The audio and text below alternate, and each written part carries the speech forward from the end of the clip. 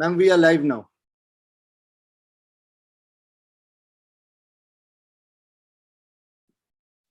Ma'am, we are live now.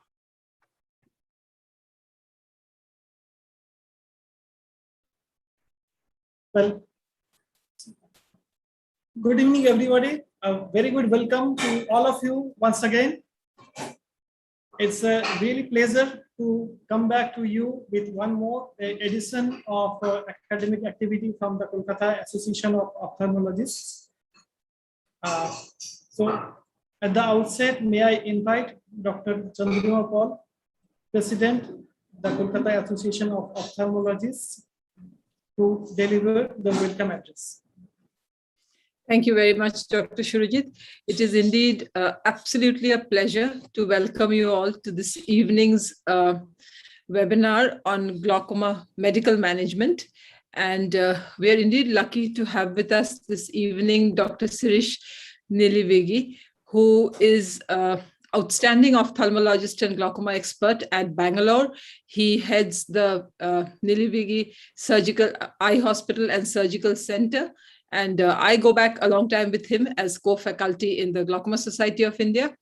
And we are very happy to have you here this evening, Dr. Sirish, with us. And we look forward to your golden tips on medical management of glaucoma. I also welcome all the other discussants and case presenters at this evening's program. And we look forward to an absolutely entertaining and interactive session. Our moderator for this evening is none other than the prolific Dr. Alokesh Ganguly. And over to you, Dr. Alokesh, for the rest of the evening. Thank you very much, and a very warm welcome once again. Thank you, Chandramadi, for your kind words. A great welcome to all of you who have joined here via the Zoom or via the live stream devices. So without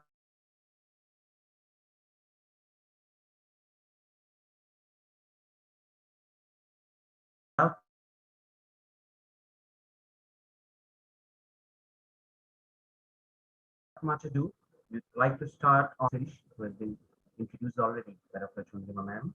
He was speaking to us on the clinical updates in glaucoma management, fixing the adherence problem. Dr. Sirish.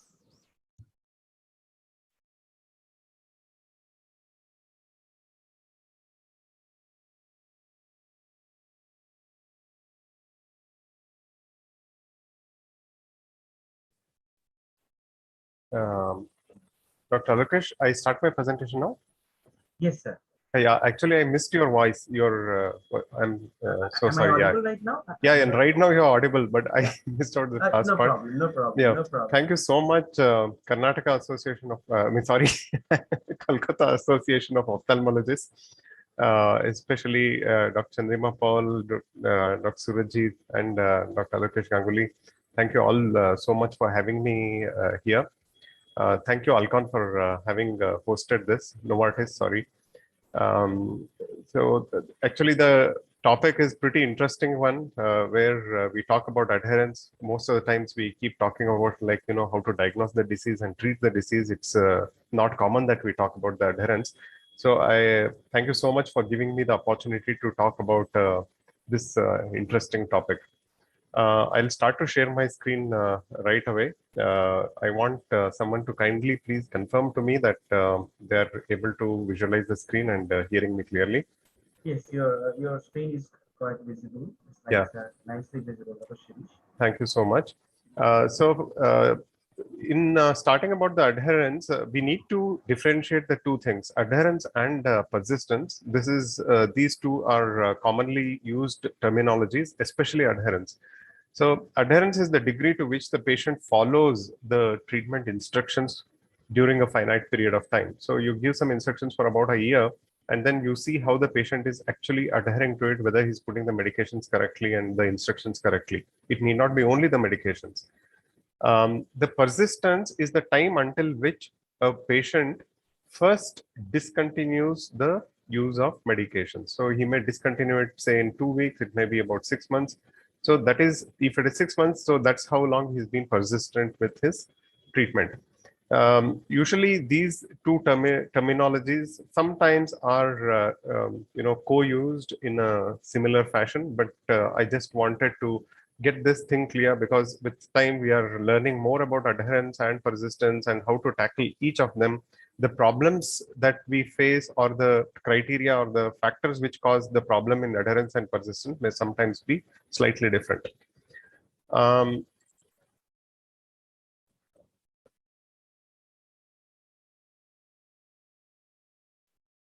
just trying to minimize this thing here. Sorry.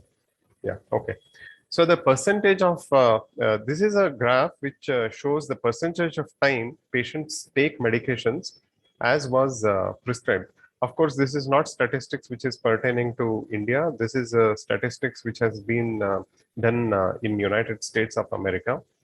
So suppose there are 100 people in the criteria and the system and the infrastructure that US has. If there are 100 people who have been prescribed the medication, only about 88% of them actually get the prescription filled up.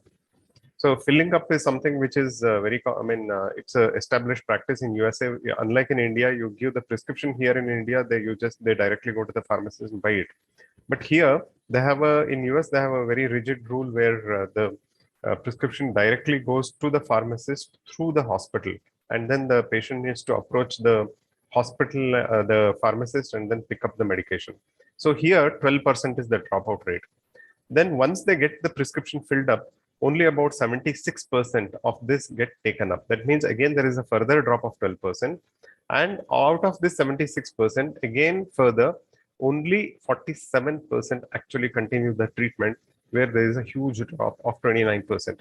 So if you see from point number 1, where it was 100% who are written, you have less than 50% of the people actually continuing to put the medications, which is a very big drop. So here, the poor compliance among patients with glaucoma is very, very high. So here we have poor adherence, which has been reported both with healthcare utilization as well as the medication use, two different aspects here. And the non-adherence rates with glaucoma medication can be as high as up to 60%. So this is not an India-based study. This is a US-based study again. The non-adherence rates in India are far higher. So they have been seen to be roughly about there are studies which quote about 70 to 75% of non-adherence rates. And further, up to 50% of patients stop taking medications within 6 months of starting the treatment, which is very acute. So you can imagine if we extrapolate it to glaucoma, this is in fact actually the statistics are about glaucoma. So if you think of it, if there are 100 people whom you prescribe medications for glaucoma, within 6 months, half of these patients actually stop taking the treatment. You can see the magnitude of the problem that we have. So as I was saying, in the Indian patients, this is one of the studies which has been published in literature, so which was done in South India. So 75% of Indian patients fail to attend at least one follow-up visit, and only 10% continuously refill their prescription within 1 year. So again, this means that about 90% of the patients, of our glaucoma patients in India, have some form of non-adherence or the other, which is extremely huge. This is a big magnitude. Now, superimpose this on the fact that only about 80 to 90%, almost about 80 to 90% of glaucoma patients are undiagnosed. So you have out of 100 people, only about 10 to 20% who are diagnosed. And out of this 10 to 20%, imagine if about 80 to 90% of them don't put medications. You can imagine the magnitude of the problem and the number of people who can go blind just because of this, because they don't adhere to the treatment. So this obviously leads to progression of glaucoma and loss of vision. So this failure to take these medications reduces the treatment effectiveness, increases the complications due to the disease, especially loss of vision, and obviously has poor outcomes. Now, coming to the steps of proper adherence, let us understand more about the adherence, what it is, and how we measure it. There are 4 steps of proper adherence. Patients must obtain the medication. This is step number 1. They have to successfully instill the drop into the eye. They have to use the medication at the appropriate time, which is given. And last step, they have to do so each day. So when you follow all these 4 steps, you can say that the patient is adherent to the treatment. So here in the question comes, how are we going to measure the adherence? How do we know that the patient is adherent? Now, this is the most difficult task. It's inherently difficult. No dependable method exists to measure the adherence. We do have a lot of methods by which we can find out, but I'm repeating, no dependable method exists. And each and every method, whatever is advocated, has its own fallacies and its loopholes. This makes measurement of adherence a really mountainous task. So what are the methods of monitoring of adherence that we have? One is the electronic monitoring. Pharmacy records is what we have. Patient self-monitoring and reporting by relatives, or sometimes the observation by the physician, treating physician in the hospital also can come under the same category. Now, the medical events monitoring system is one such facility where you have electronic monitoring of the patient, whether he's putting the medications or not. This is an eye drop bottle which has an electronic monitoring system. Every time the patient opens up the bottle and then puts the drop, it is electronically recorded and stored within. Now, if you are going to have a system like this, you can very well understand the cost of such a device is going to be extremely high. So given the fact that most of our patients just cannot afford the anti-glaucoma medications itself, having a monitoring device like this can be is actually unthinkable, especially in our scenario. Forget about our scenario, even in most of the countries of the world, I don't think a patient would be able to manage something like that. So, and not only that, it's not even widely available. And moreover, only patients with reliable follow-up can be monitored. So if the patient comes back to the clinic with this bottle, can you monitor him and then see actually what happened? So there is something called as this is the other way of monitoring. This is the questionnaire. So you can use the questionnaires to do whether the patient is following the medications or not. This is called the Morisky medication adherence scale. So the questions we have something like, do you sometimes forget to take your medications? Do you take all your medications yesterday? Do you feel, when you feel like your symptoms are under control, do you sometimes stop taking a medication? Things like that are available. So you have a questionnaire. You can give the questionnaire to the patient, ask them to fill it up, and then check out how well they are adhered based on the self-declaration. So this is another method of monitoring the same thing, but in a self-declaration form. So you had the electronic adherence monitoring. Here you have a self-declaration. This is one of the simplest ways of checking the adherence practically, though making them fill such a questionnaire may not always be easy to do. One fallacy with any method, whatever we adopt, is something called as the Hawthorne effect, where once the patient knows that he's being monitored. So for example, you had the first system where you had electronic monitoring, or you have the other method where you have somebody observing the patient. If you ask the relatives, just keep checking on the patient, whether he's putting the medications or not, and the patient knows about it, he becomes more conscious and then he adheres to the treatment better. But once he knows that the inspection is off, then he goes back to his old methods. So again, even any aspect where the patient is informed that he's being monitored, again will have a poorer outcome in terms of measurement. Now, these are the methods of monitoring which I talked about: the self-reporting, electronic medication monitor, pharmacy records, and observation. So the self-reporting method has the poorest outcome. Right from the obtaining the medication, when they self-report, they may not report to you correctly, whether they use the medication each day, whether they are putting the appropriate time or not, and whether they're instilling the medication in the eye. No person would actually end up telling that I'm doing everything perfectly. Nobody would like to accept the fact of that. In fact, it may be multiple reasons why they would do that. It's not just that they want to lie to you, but all of us think that we are doing the thing correctly. And then that is why the outcome is pretty poor when we do it. The electronic medication monitor, all the parameters here are good, but then the simple thing that, it's inexpensive and unavailable makes it out of question to do it. The pharmacy records, you can only know that the patient obtained the medications from the pharmacy if they maintain a good record, especially like in US where they have a very, very good record. But however, such a thing may not again work well in a scenario like India, because here the patient can take the prescription and then go and purchase his medication anywhere that he likes, and you don't just have any records about whether he purchased it or not. And as far as observation is concerned, we can only see whether he is putting the medications correctly or not. We cannot go and follow him up and then see whether he's obtaining his medications or using it each and every day. So even the relatives, when they report, they will be able to find out such things only for a day or two. And after that, you won't get the information.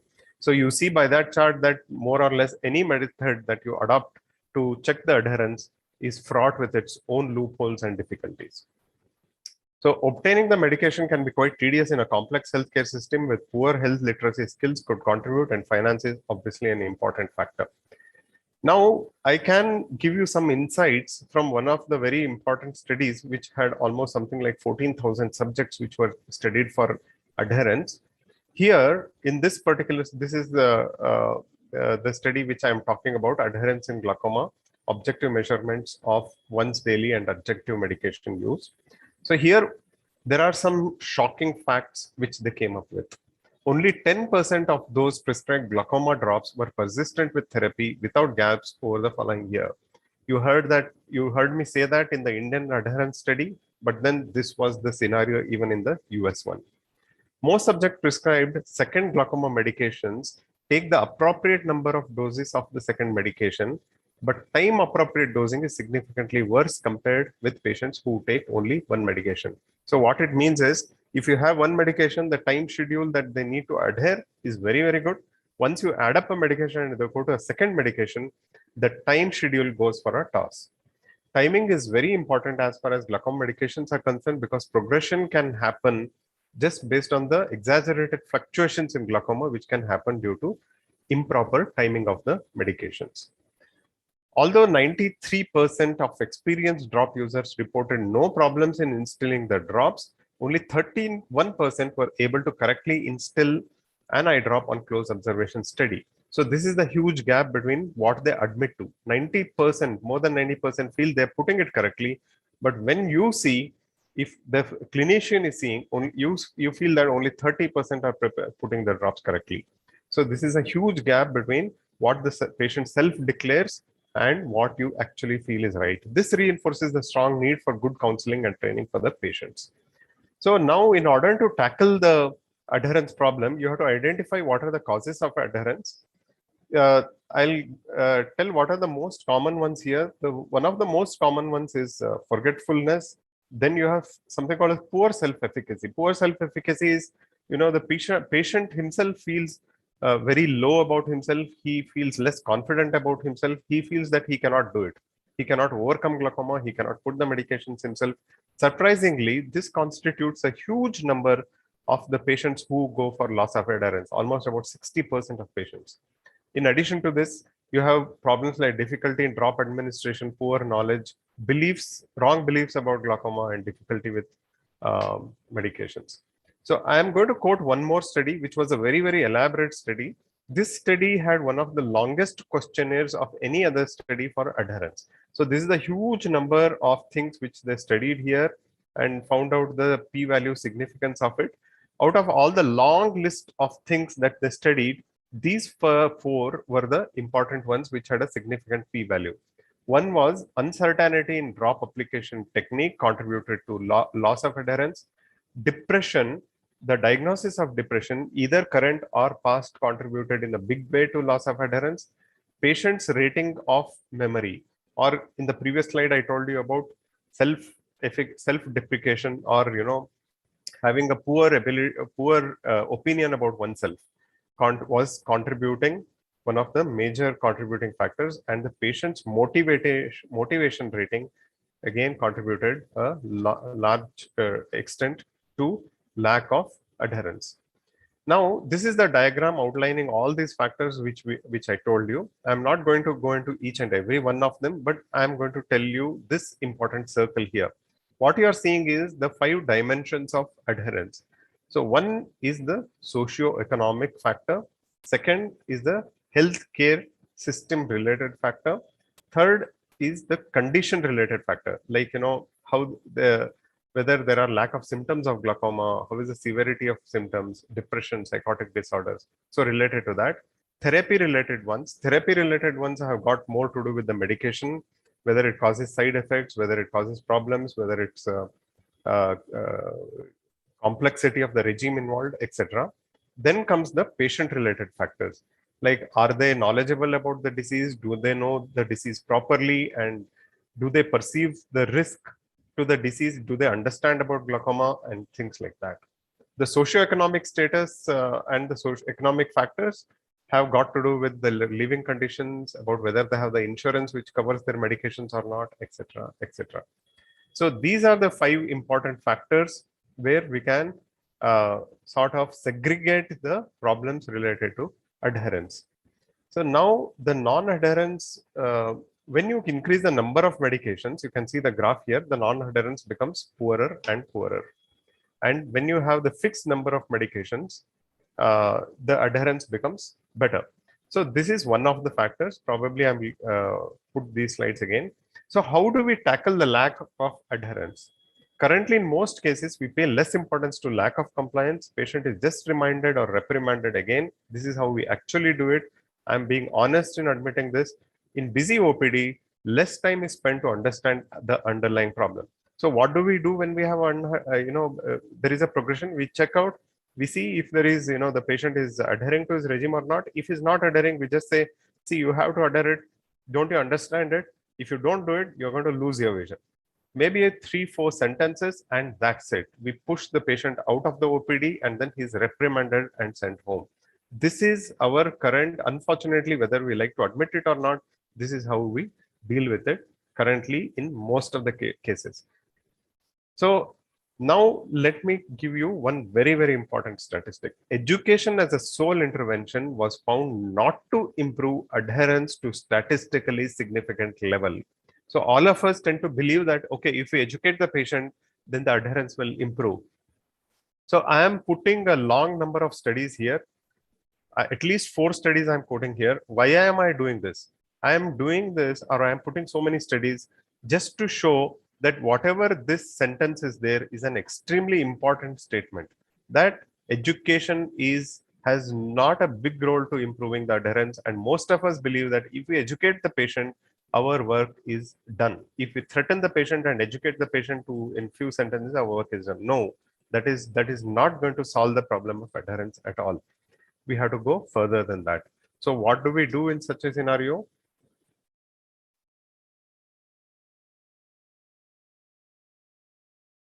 Sorry, my slide was not moving. Yeah. So in order to tackle this, I'm coming back to the 5 dimensions of adherence. So in order to tackle the problem of adherence, this tackling has to be multifactorial, multimodal, and approach multi-pronged. So that is what I'm going to tell you in very, very brief. So the socio-economic factors, as I was telling you, educate the patient in a language he or she understands. If there is a patient who is coming from, say, I'm based out of Bangalore. So if there is a OEA patient coming to me, and then I try to talk to him or her in Hindi, which most of them may not get, or maybe in English, they just don't understand what I'm saying. So unless we make an effort to make the patient understand properly, we are going to have a trouble with adherence. Help to get medication at reasonable cost. So many of them may find it economically difficult to stick on to the medications. We have to guide them on how to do it. A lot of companies have facilities by which they can, programs by which they can help out the patients. Like, you buy one medication, you get the other one free, or it is sent by post or courier to their home. In our own hospital, what we do is we collect the samples, whatever we get. When they buy 2 bottles of a medication, we give the third one as a sample free of cost to them. So this not only helps in reducing the cost burden to them, but also when they come back to you, you know whether they are adhering to the medication or not. In fact, we do this for all the glaucoma medications, not just for one or two medications. There is subsidy can be given to genuine patients in economic distress. Probably we can call it as a CSR activity of our hospital or on a humanitarian grounds or whatever it is. The genuine patients who are really poor, I think we should help them out, especially the glaucoma patients with medications. We do keep getting a lot of samples, and I am sure a lot of us actually do it.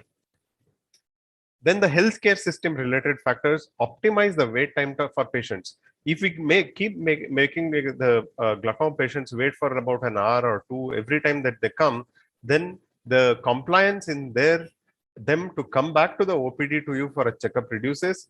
Then they are lost on follow-up, and forget about adherence to the medications. They're completely lost on follow-up even for glaucoma, and then they may end up losing their vision conveniently. Maintain a good friendly relationship with the patient.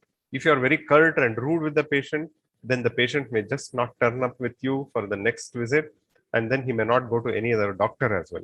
Continuity of care with regular doctor with whom they can relate is very, very important.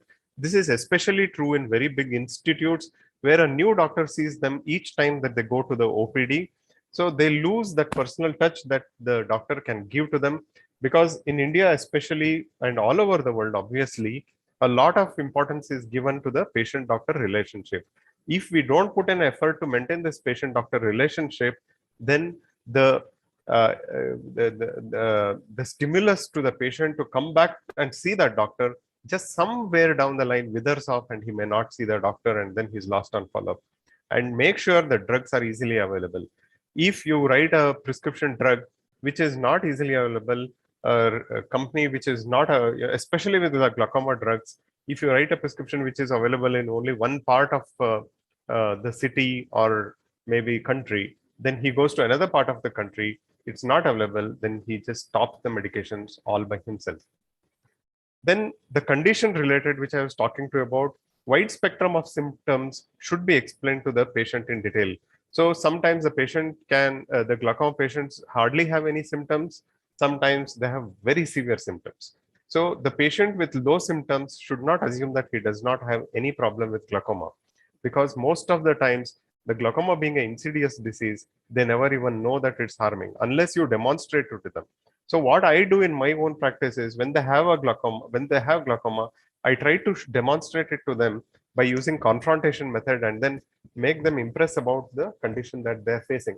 Once you show them by confrontation what they're missing, this becomes really, they really understand the impact of the disease and how much of vision loss they're having and the seriousness of the disease also. If you point out the loss on just a visual field examination itself, the visual field testing, if you show it to them and see this is the amount you have lost, they really don't correlate to what is showing on the visual fields and what they are having, because they just don't see it. When they do the confrontation, it really impacts them. So encourage the patients and relatives to seek help for psychiatric illnesses, especially depression and anxiety.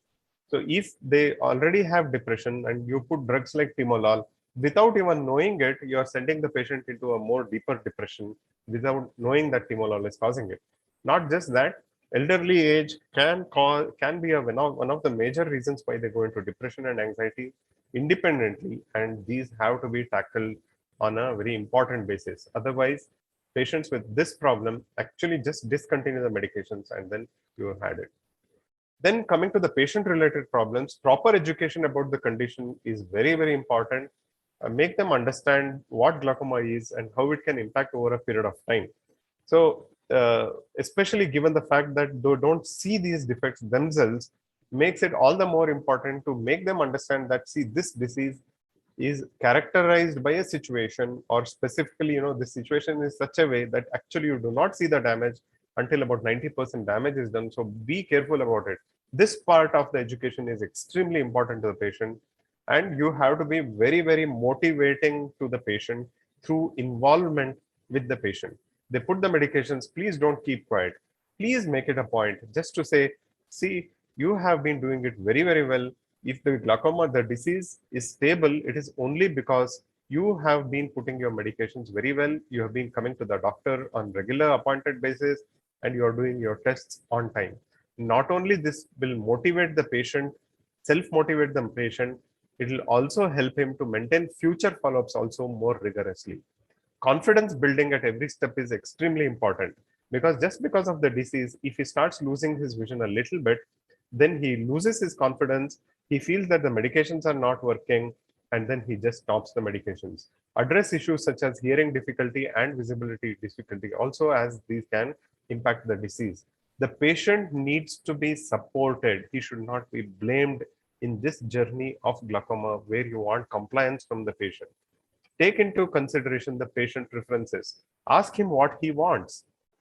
If you don't ask him, if you don't take him into confidence, then there is a dissociation between what you want and what the patient wants. Unless these two converge, then it's going to be very difficult. Patients not involved in decision making are more likely to be poorly adherent to the medications, and this is proven beyond any doubt. Forgetfulness can be addressed by giving tips to remember. You do have a lot of apps which are available. You have Google reminders which are available. There is, I specifically remember that Intas is doing a big job out of something called a Beat Glaucoma app, which is an app which can make the patients remember when they need to put. And if you really want to go out of your way, especially for a short while, you can do a weekly phone call reminder as a motivation for few of your patients where you feel they're having a poor adherence. You want to motivate them. Make a note once or twice. You make a phone call every week. They will really feel impacted, and they feel, okay, if the doctor and the hospital is bothering so much about my glaucoma, then I should really be serious about it. The last one is the therapy related issues. Make medication schedules as simple as possible. Avoid frequent changes in the medications, as this can have an impact, and actual and perceived side effects actually need to be addressed promptly with the patient. So the side effect can be actual, or the patient may feel that there is a side effect which is due to the glaucoma medication, which may not be actually due to that. You have to address it, and you have to tell him immediately and clarify the situation to him. Otherwise, he will just keep quiet in front of you and then go home and just stop the medications. So in the medications, reduction in the number of medications is important. Preferring fixed over unfixed combinations is important. Limiting the exposure of preservatives with the help of use of fixed combinations or preservative-free medications, and selecting the formulation with close to neutral pH is again important. So drop comfort upon installation affects the overall tolerability. Critical aspect of overall tolerability of any topical ocular medication, and low tolerability is actually a barrier to that. So towards the end, I just have a couple of more slides. So this is what I was talking to you about: the socioeconomic factors, healthcare system related factors, concomitant illnesses, therapy related factors, and patient related factors. This is the system they have in US, where for each of these factors, they have a different program to tackle it, even from the government. For the socioeconomic factors, they have something called Million Hearts campaign. For patient-related factors, they have the National Consumer League, which helps them. For therapy-related factors, they have something called as Duke Adherence Alliance. But unfortunately, in our scenario, we don't have such a stringent program to monitor each and every one of them. But then in our own scenario, we do have something called ASHA workers, which are there. However, as of today, glaucoma, the disease itself, is not part of the government monitoring, which is part of the government list of diseases which they are monitoring. The list of diseases which they are monitoring, like, for example, tuberculosis is being monitored, leprosy is being monitored, HIV is being monitored. Probably, if we can convince the lawmaking agencies to include glaucoma in such a scenario, I think it will be a big step forward to our glaucoma patients. To wind up, increasing the effectiveness of adherence. This is a very important statement again. Increasing the effectiveness of adherence interventions might have a far greater impact on the health of the population than any improvement in specific medical treatment. This is a very, very impactful or important statement. What it means to say is, we might spend a lot of money in diagnosing the disease. We might spend a lot of money in finding new treatments for these medications. But then if we spend this money on increasing the effectiveness of adherence of the medication, we might have saved far, far more eyes from going to blindness than spending on other things. So in summary, non-adherence to therapy is a general medical problem and it cannot be fully solved, but its impact can be reduced by better identification of non-adherent patients, use of controlled release systems also for medication delivery in future when they become available, and more frequent use of non-medical therapies also. So this is the just like you have the doodle of Google, you have the wordle of the non-adherence. So with this, I'm thank you for all of you for the patient listening and having invited me to give this keynote address. Thank you so much. Thank you very much, Dr. Shirish. It is indeed a wonderful and exhaustive presentation. And what I would like to ask you is, in a nutshell, in a gist, what are your techniques of trying to identify patients who have, you suspect, adherence problems in your OPD, specifically in the busy OPDs that you deal in and we all do? Out of what all I told, of course, obviously, very, very simply, what we do is, my antennas about adherence will always go up when there is a progression. When there is a progression, the first thing that I'm going to find out from the patient is about adherence, whether he's sticking to his medication, whether he is complying with the medications or not. This is one thing. This, of course, all of us have to do without fail. And if we fail to do this, probably, we have failed on our duty as glaucoma specialists or even as ophthalmologists. The other thing that I do is I tell all of my glaucoma patients to have the box covering, the bottle, the eye drop comes in the outer covering carton. I ask them, keep the carton with you and bring it to me every time that you come. This helps me in several ways. One, I know that they are putting the correct medications, what they have been told. That's point number one. Second, when they bring the carton itself, that is like, they're trying to prove to me that they're doing the right thing. It is a sort of a very, very indirect verification. I know that it's not a direct verification, but any kind of a verification, they know that the doctor is bothered about it, then their adherence can actually improve to a certain aspect. The third thing I do is, usually if the patient is slightly elderly and I feel that they may not be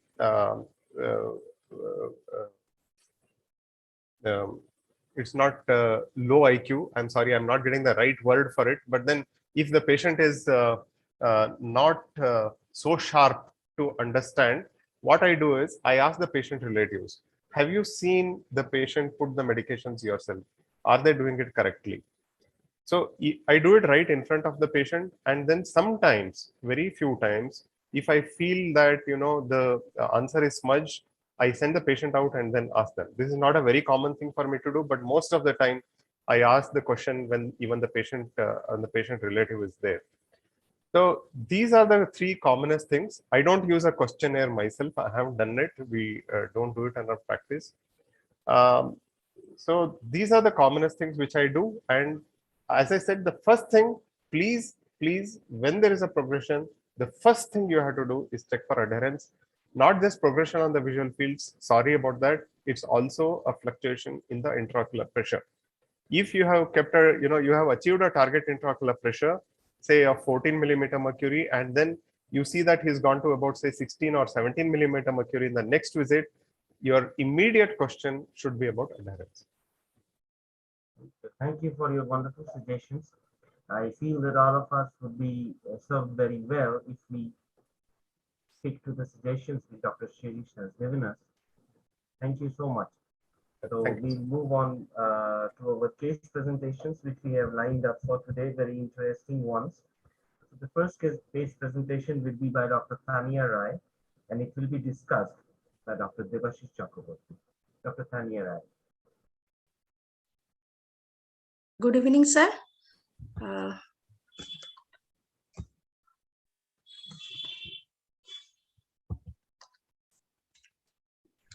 Okay. ঠিক একটা করে দে মানে এটাকে সরিয়ে দে এটাকে সরিয়ে দে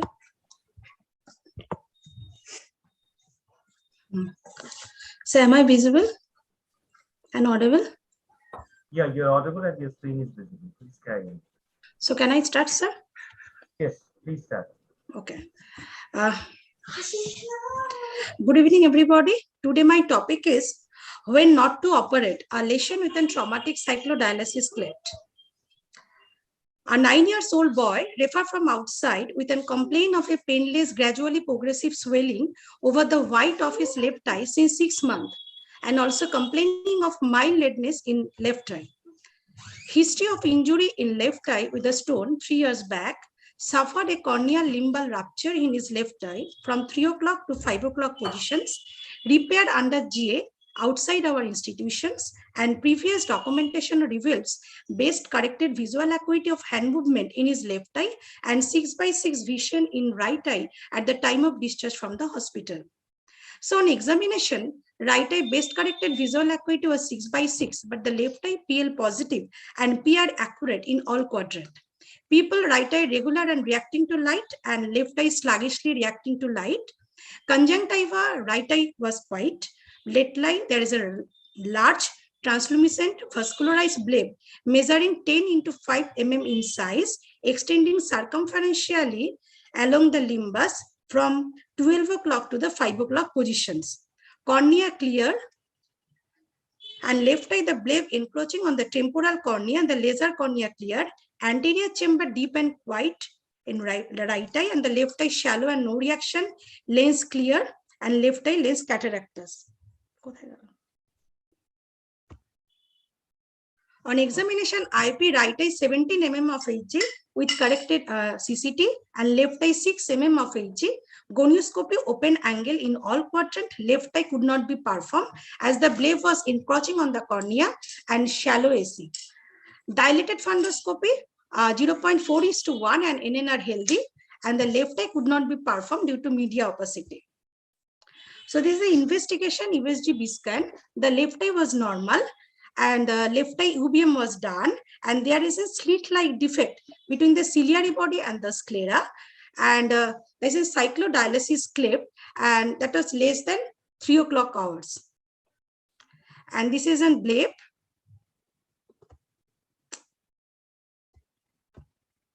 Management started topical cycloplegic atropine 1% BD in left eye and plan for UBM guided cryotherapy. If no response seen, then surgical repair of the cyclodialysis cleft along with an cataractus lens extraction and IOL replacement if possible. Outcome: after 3 months, the size of the bleb started reducing, and by the 6th month, the bleb had completely resolved, and the IP increased to 11 mm of HG. Repeat UBM showed there is a closure of previously present gap between the ciliary body and the scleral flap. There is apparently no gap, and the vision of the patient still remained poor due to the cataract. So a discussion. Cyclodialysis cleft is a rare traumatic or iatrogenetically induced pathway between the anterior chamber and suprachoroidal space. The first clue to the presence of the cyclodialysis cleft is low IP, confirmed by the UBM and ASOCT, and gonioscopy not performed in cases of if there is an corneal edema, or if there is an hypema in the anterior chamber or shallow AC, and management by the medical laser and the surgical technique. For small cleft, typically less than 4 o'clock hour, first intervention is a medical treatment with a topical cycloplegic, and if not respond, then next step is a transscleral diathermy or transconjunctival cryotherapy, and lastly cyclospexy through a partial thickness limbal scleral flap in conjunction with an intravitreal gash for internal tamponade definitive treatment. So as per publication, a case report that was published, there is a report was a cyclodialysis cleft treatment using minimally invasive technique. And in this case report, the cyclodialysis cleft was successfully managed with an gas endotamponade with an cyclocryotherapy. And other study that is published in PubMed, there's a comparison of the encerclage and cryotherapy with an argon laser in the management of the traumatic cyclodialysis cleft. And this study compared the anatomical and the functional outcome of a novel technique of encerclage and cryotherapy with the conventional argon laser in the management of the traumatic cyclodialysis cleft, and that was done in 19 patients. And the encerclage is comparable to the argon laser in the term of anatomical and functional success, with possible advantage of single laser procedures and use in cases of failed laser. So the conclusion, this is a rare case of which has shown dramatic resolution with a conservative management alone. Thank you.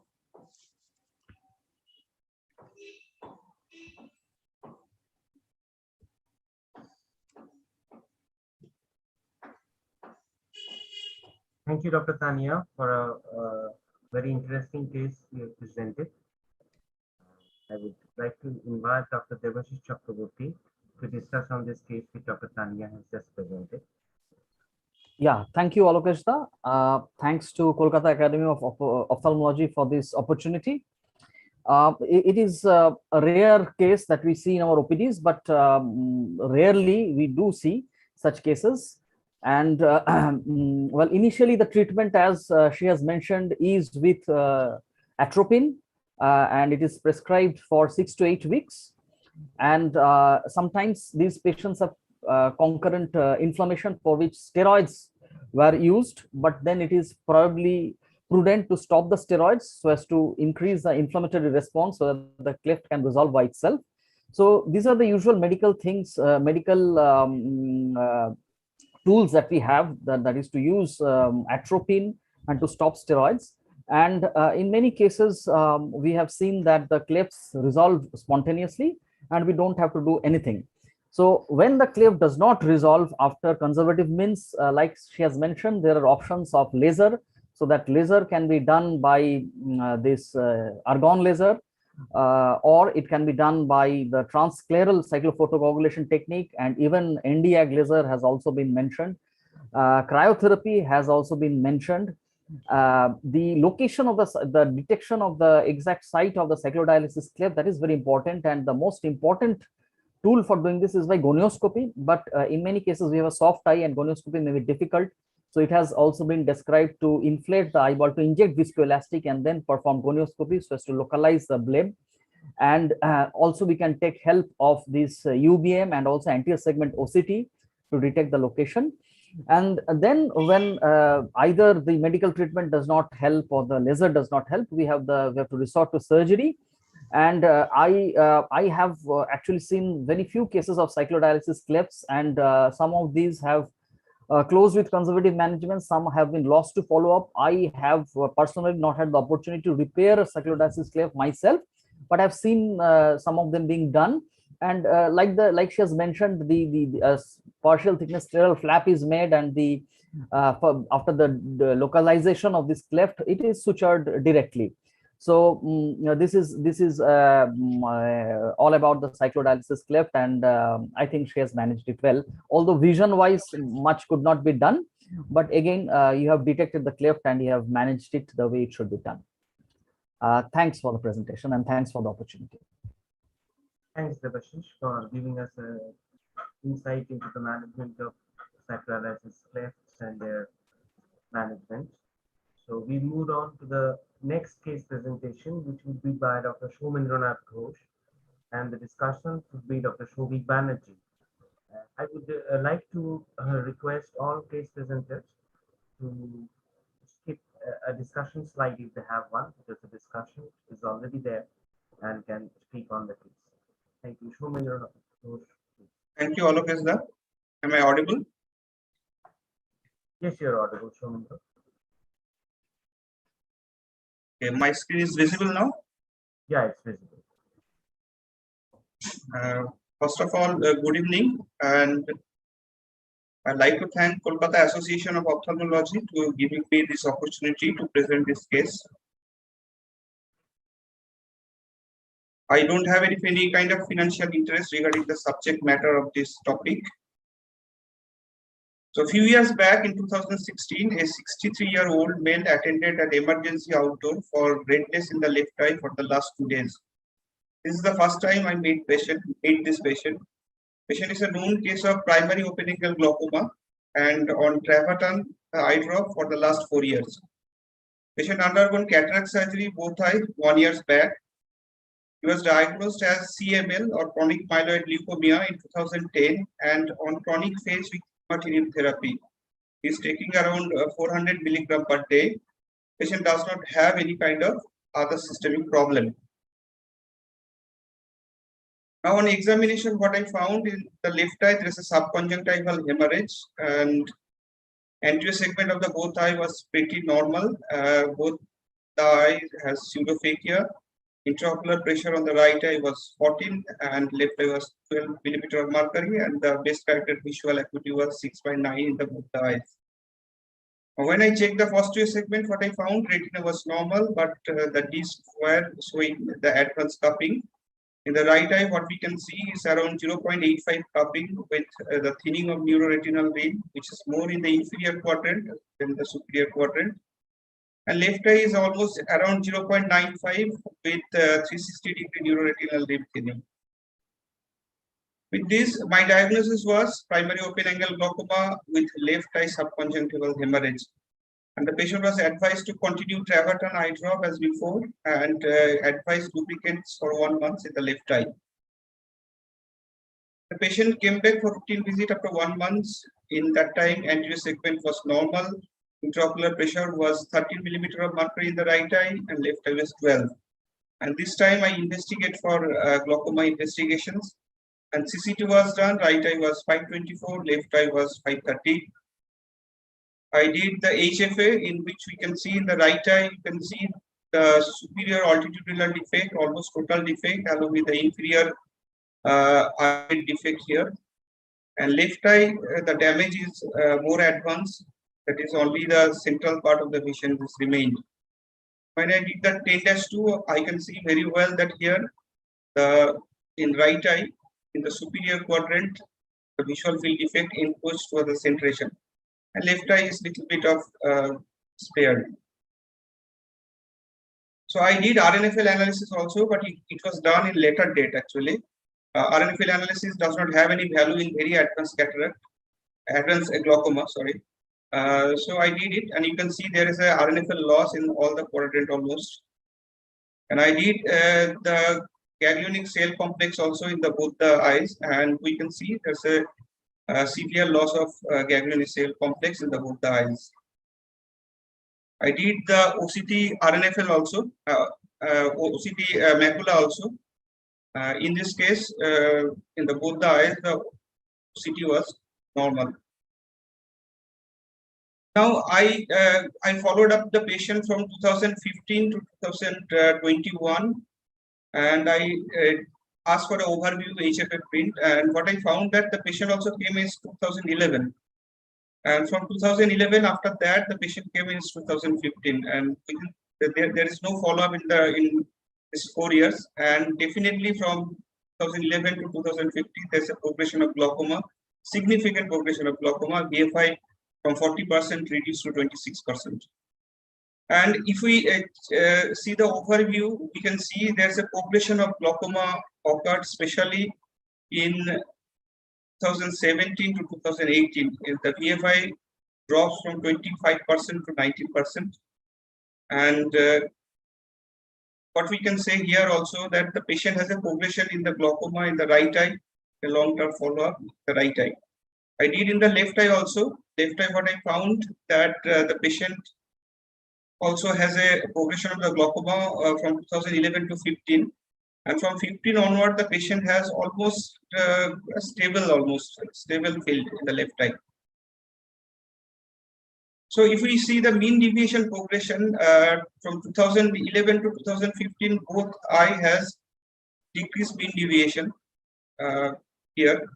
But from 2015 to 2021, the left eye almost comes into a plateau phase when the right eye is gradually decreasing. So just to give you an impression, there is a normal visual decay also occur as we progress aging. And there is a glaucomatous progression also. In normal visual decline, it has been estimated that 0.06 decibel per year, that is the normal. In untreated glaucoma, it is 1.1 decibel per year, it is the norm average. And in clinical glaucoma, that means glaucoma is there and it's properly treated, but still the progression higher than the normal visual decline. It's 0.04 to 0.6. So I again check it, the VFI progression in the both eye, which is VFI or visual field index is most important single digit criteria which gives an idea about the total visual field. If we see the visual VFI progression, definitely from 2011 to 2015, there's a drop in the VFI. And again, we can see that in right eye, there is a gradual decrease in visual field index. In the left eye, it's almost stable over the years. And this is the intraocular pressure in GAT over the years. I have taken few of the measurements, but in all of the measurements, what I found that intraocular pressure was below 15 always. And you can see it's always below 15, left eye a little bit less than the right eye.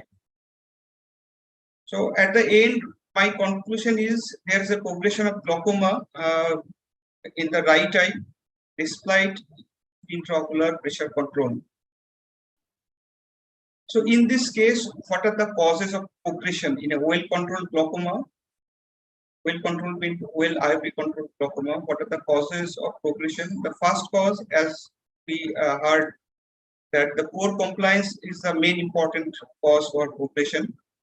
So in this particular patient, I talked to the relatives, and what I found that the patient is also on the verge of blindness, and patient understand properly. So poor compliance is not a problem. This patient, I thought. Next was the diurnal IOP variability. Diurnal IOP variability, I measured diurnal IOP variability, but my duration of measurement is from 9 AM to 4 PM. In this time, in the several times, I measured the intraocular pressure in several occasions, but there is no diurnal IOP variability was there, at least during this time period. I do not know whether the patient have a IOP spike in the evening or in the night. Patient does not have any kind of cardiovascular disease or any kind of vasculopathy. That is ruled out. Postural hypotension may be a cause, but I checked for the postural hypertension. Patient BP was measured in a erect position and in supine positions, but there is no postural hypertension. Neurological disorder may be a cause, but the patient does not have it. Nocturnal hypertension may be a cause, but there is no way I can measure if the patient has a nocturnal hypertension or not. And the last one is it may be a drug-induced cause. And now the patient is on only one drug, that is imatinib, for a long period. So I just search for literature, what is imatinib? So imatinib is a benzamide. It inhibits the BCR-ABL fusion protein tyrosine kinase, which is an abnormal enzyme produced by CML cells that contain Philadelphia chromosome. It decreases proliferation and induces apoptosis of cells that overexpress this protein. So imatinib is a very specific or specifically targeted chemotherapeutic agent which has a very good safety record, very few side effects, and very well tolerated with patients compared to the conventional chemotherapy. But it does have side effects, and when I search for the side effects, ocular side effects, what we found in WHO classified the side effects as follows. The certain side effects is periorbital edema. Probable is epiphora, and possible is extraocular muscle palsy, ptosis, blepharoconjunctivitis. Unlikely complications are glaucoma, papilledema, retinal hemorrhage, photosensitivity, abnormal visual, and increased intraocular pressure. So, although unlikely, but glaucoma and increased intraocular pressure may be a possibility of side effects of imatinib therapy. I found one case series also in which in case series of 10 patient, only one patient got elevated intraocular pressure. And one case report is also there in IGO in which uncontrolled neovascular glaucoma, an alarming manifestation of chronic myeloid leukemia on imatinib therapy. So at the end, my conclusion is that this well-controlled glaucoma progression is possibly due to the long-term imatinib therapy. Thank you.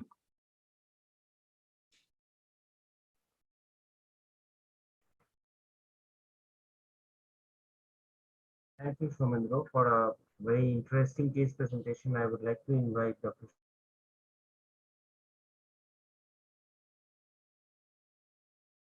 Shobhit Banerjee to discuss this case for us.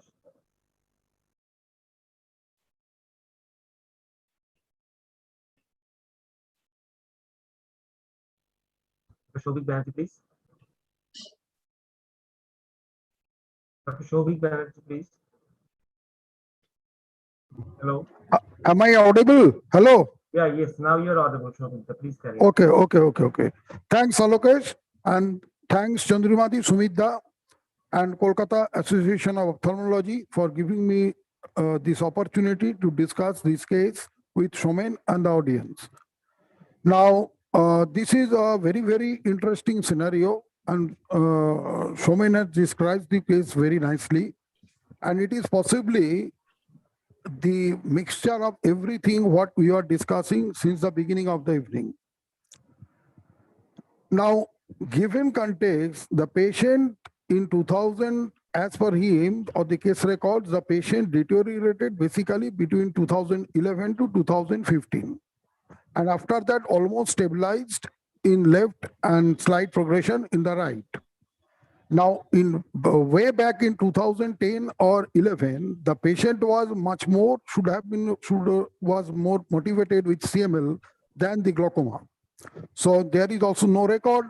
And coming back to Dr. Shiri's beautifully presented lecture today, so possibly the adherence and persistence all should have been very low at this juncture. And there was also no way the records were also found. And then the patient was closely monitored by Somen and all the findings were recorded. Now, in case of progression, only one thing I should add here, the person, as per Harry Quegley, that you should do 6 pills in 2 years, at least minimum age is criteria. And what he advised us that each time you must congratulate the patient that, well, you have survived or you have gone to the next level of a KBC-like phenomenon. Now, what is happening here?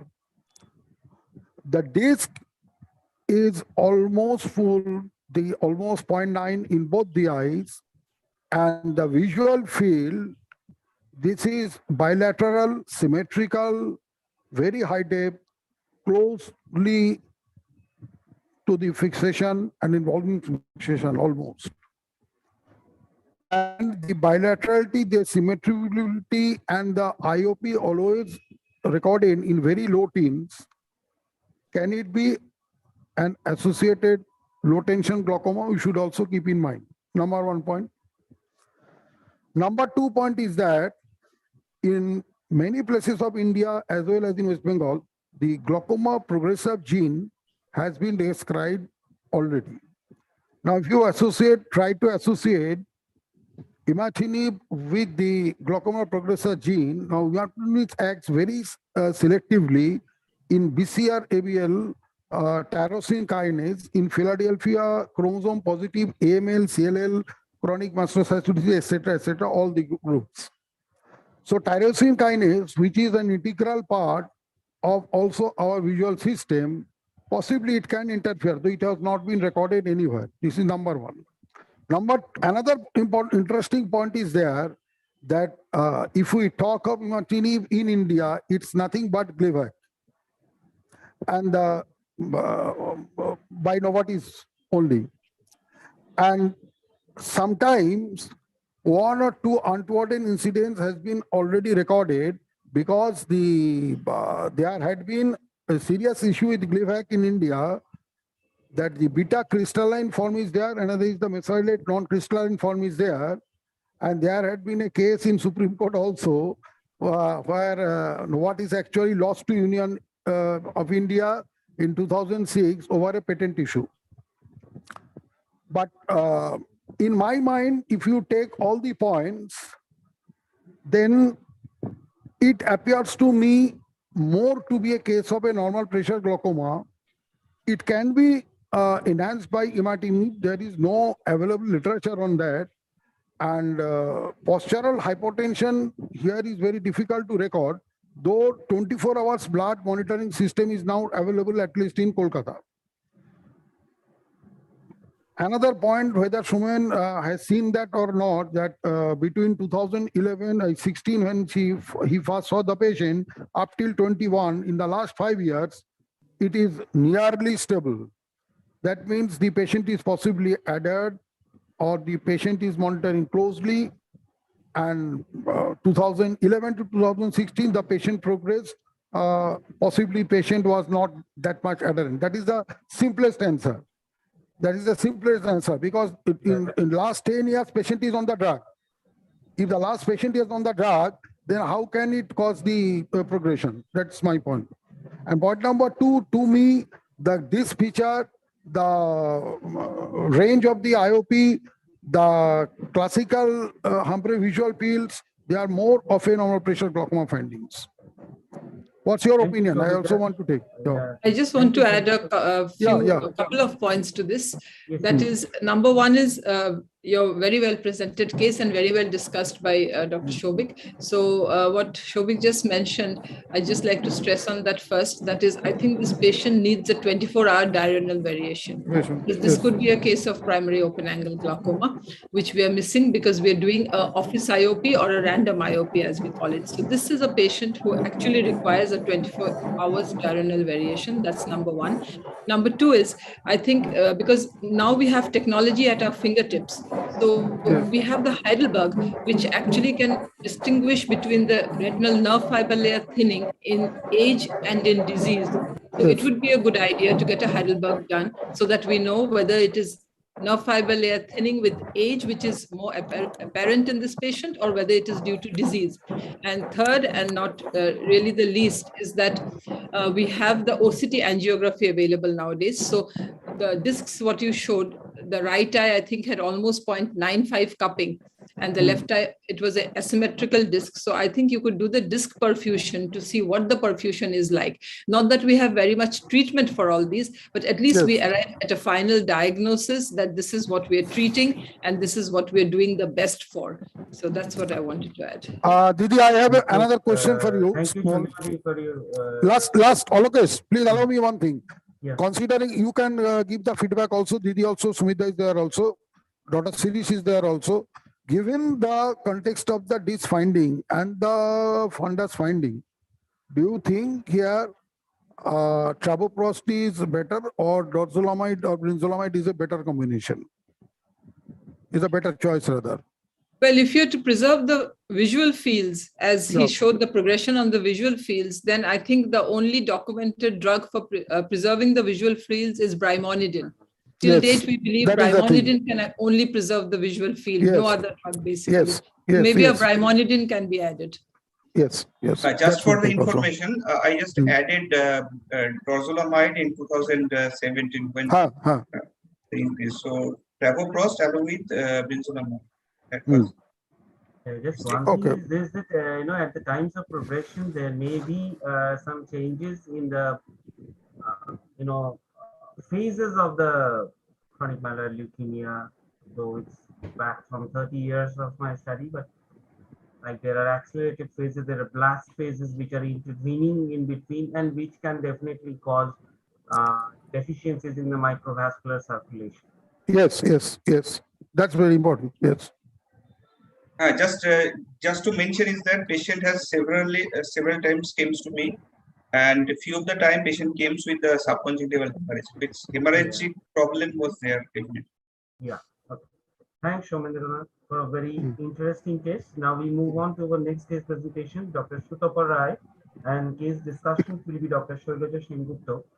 I will request the presenter to limit himself or herself to the presentation of the case and leave alone the discussion for the discussion to carry on. Dr. Sutapa Rai, please. Good evening, respected panelists and Kolkata Academy, for giving me this opportunity to present this case. I don't have any financial interest. So it was a case of 70-year-old male patient who had 612 vision in the right eye and 660 vision in the left eye. Patient is a glaucoma patient, old glaucoma patient. Both eye was operated for cataract surgery. Right eye had PC IVL, where the left eye has scleral fixated IVL due to some complicated cataract surgery, and it was 6 months back. Cornea was a bit compromised, and on presentation, IOP was 16 and 25. Right eye was 0.9 cupping and left eye was around 0.8 cupping. Patient was on 3 glaucoma medication, latanoprost, brimonidine, and timolol in both eyes. So I added ripasudil in the left eye to lower down the IOP. But this was a presentation after 1 week of starting ripasudil in the left eye. Patient came with complaint of severe watering and dimness of vision.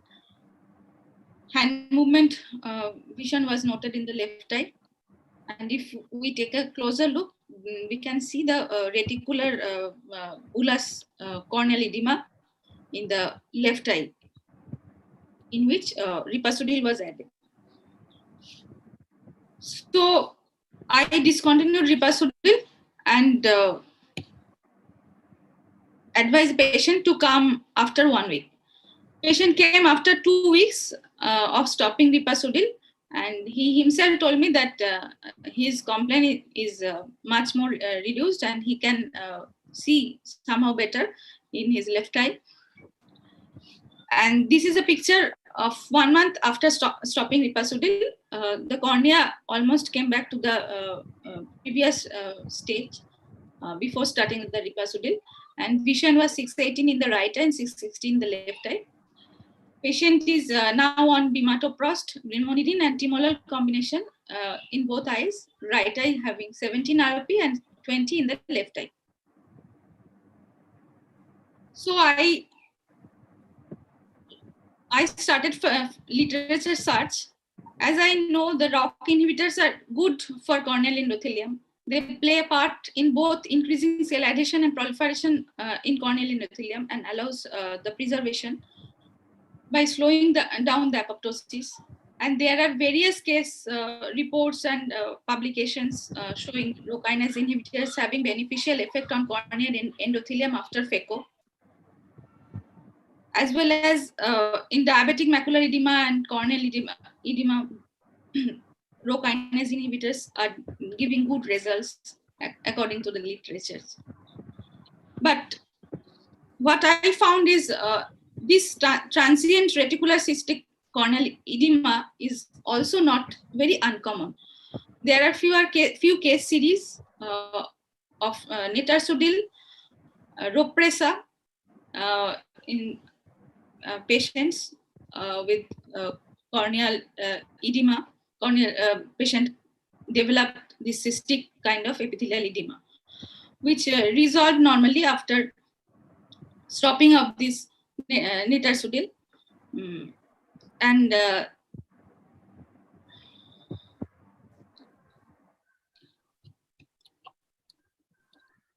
this was a case I found in the literature that after DSEC, there was stromal edema and a patient had partially detached cornea. So both of them have had corneal decompensation or compromised cornea. And in those patients, when Ropresa was given, there was reticular epithelial edema, which occurred and later subsided on and stomach cleared after stopping of this drug. So ROCK kinase inhibitors have been suggested to improve endothelial function, and there are documentation of worsening of epithelial cyst in a subset of patients with pre-existing edema. So these effects of nitarsudil or ripasudil were transient and resolved after discontinuing treatment within 2 weeks in most patients. And we hypothesize that the incidence of these adverse finding is more common than previously believed. Nevertheless, large-scale studies are needed to accurately report on the incidence and clinical significance of this finding. Thank you.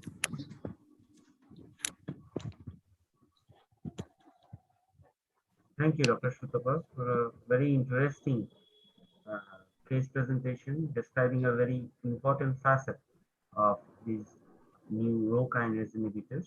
I would like to invite Dr. Shorijit Singupta to give us a discussion and what she feels about this case. Good evening, everybody. At the outset, I would like to thank Kolkata Academy for inviting me to be a part of this webinar today. So the case, basically like this topic was about the new molecule which is available to us for the treatment of glaucoma. After the late 90s, when the PG analogs became first available, with the emergence of with the availability of this new drug, the ROCK inhibitors, so it basically we were all excited, and it was all the more exciting because this was said to work on the conventional pathway. That's basically, it's a cytoskeletal modulator, like it acts on the cytoskeletal framework of the trabecular meshwork. So this was a new mechanism of reducing the intraocular pressure, and we were all very excited that this is going to help our patients. But like all the studies, the rocket studies and all which have been published, though this is said to work on the outflow via the conventional system, but currently the recommendations for this are still as an adjunct therapy. PG analogs still remain our main treatment, but definitely it is helpful because we have another drug when we have contraindications to the other drugs which are available now. Coming to the case which describes about the corneal edema. So again, like I looked up the literature, couldn't find the exact etiology or cause contributing to this. But the good news is that that the corneal edema is transient, and the patients usually recover back the vision once it's stopped. And though my experience with this drug, I've only come across conjunctival hyperemia and hemorrhages, and that is the main concern for me. I've not come across corneal edema, but literature, whatever has been given in the literature is usually seen in patients having already compromised corneas or inflammation some kind. Like, so all the whatever corneal edema has been seen are in these patients. So again, like time will only say. Maybe the other experts will have something to add to this. I would suggest you take the patient off latanoprost, because prostaglandin analogs in inflammation actually can do tricks which we don't even recognize sometimes, because this is a clear case where there is a SFIOL given, right? So there was a vitreous loss and it was an eventful cataract surgery. So I suggest you take the patient off latanoprost, and once the inflammation subsides, then you can once again try ripasudil or netasudil and see, because these drugs are actually committed to having the endothelial pump system of the cornea working. So it's very surprising that there was corneal edema, though of course there are random cases reported where there was corneal edema, but this particular case I feel because there was a vitreous disturbance and there's an SFIOL, so I suggest you take the patient off the prostaglandin analog and let the inflammation subside, and then you can actually try once again, you can try one of the Rho kinase inhibitors basically. For the suggestion, I think that's one way to look at it. I'd like to ask Dr. Shorijit or Dr. Sumit Chaudhary, had that experience with Olokesh, I have also come across in one of my patients this type of complication very recently, and the cornea becomes edematous within 12 weeks of use with classical honeycombing and intense subconjunctival congestion.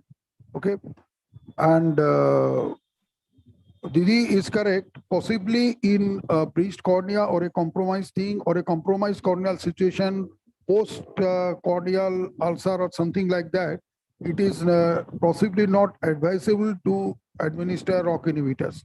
They definitely do cause this. And I That have seems to be the almost take-home evidence for message, yeah. that. Yes. So thank you. So we'll move on to our next case. Dr. Orpita Bhattacharya will be presenting the next case, and it is to be discussed by Dr. Nazrul Islam. Dr. Orpita Bhattacharya, please.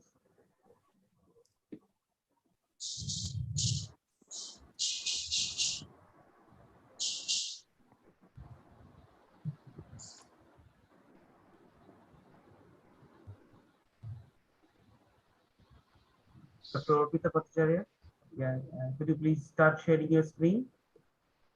Dr. Orpita? Unmute. Hello, am I visible? Yes, yes. Please start sharing your screen, Dr. Orpita.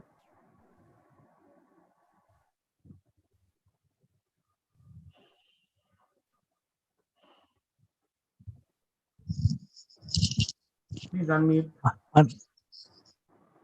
Please unmute yourself, Dr. Orpita.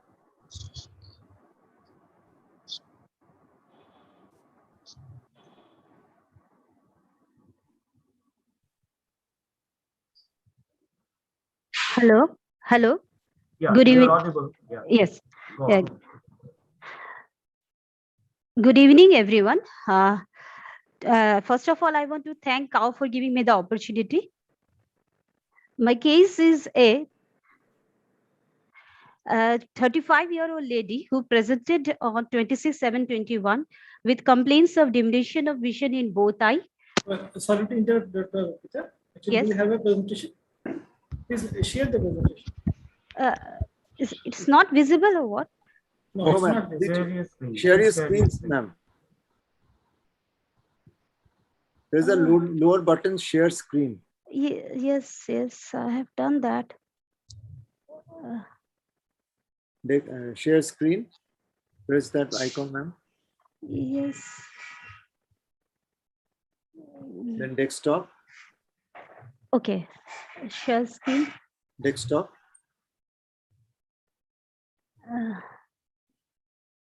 Desktop is not Or screen. Any icon. First icon.